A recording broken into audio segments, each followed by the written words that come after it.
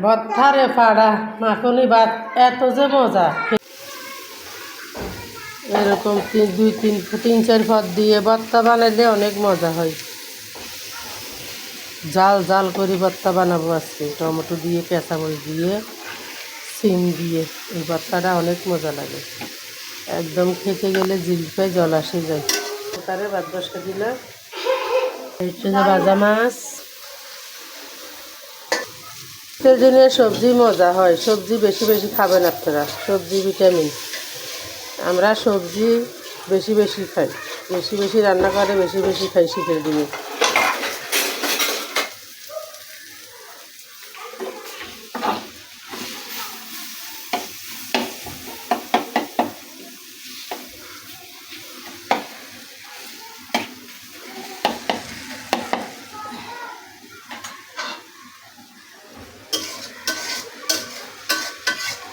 আমার মরিচ সিম সব কিছু টমেটো সব তারা দেওয়া হয়ে গেছে। আমি এখন বাটনাতে ডালে নিলাম। তো আমি এখন ধনিয়া পাতাগুলা কুচি কুচি করে ধুয়ে নিয়ে আসলাম। ধনিয়া পাতাগুলো ছিটিয়ে দিলাম, আর এই এক পিস মাছ এটাও দিয়ে দিলাম।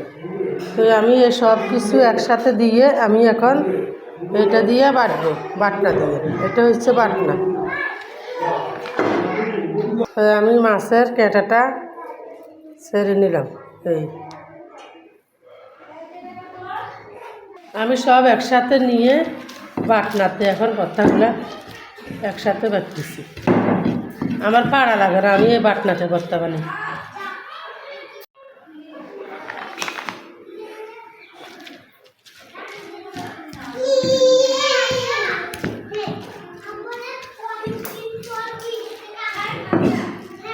বাটনাতে ভর্তা বানাইলে আমার কাছে এই বাটনাতে ভর্তা বানানো আপনাদের কার কার ভালো লাগে, কারা কারা বানান, এই বাটনার ভর্তা কারা কারা পছন্দ করেন একটু কমেন্ট করে জানাবেন।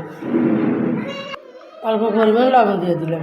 আমার ভর্তা বানানো হয়ে গেছে, আমি এখন বাটিতে নিয়ে ফেলবো। আমার ভর্তা হয়ে গেছে বানানো, খুব সুন্দর মজাদার, জাল জাল করে টক টক টক টক জাল জাল একদম সুন্দর করে বানিয়েছি। ভাত দিয়ে ভর্তা দিয়ে অনেক ভাত খাবো। ভর্তা আমার মজাদার ভর্তা, কার কার পছন্দ একটা কমেন্ট করে জানাবেন এই ভর্তা, এই রেসিপিটা।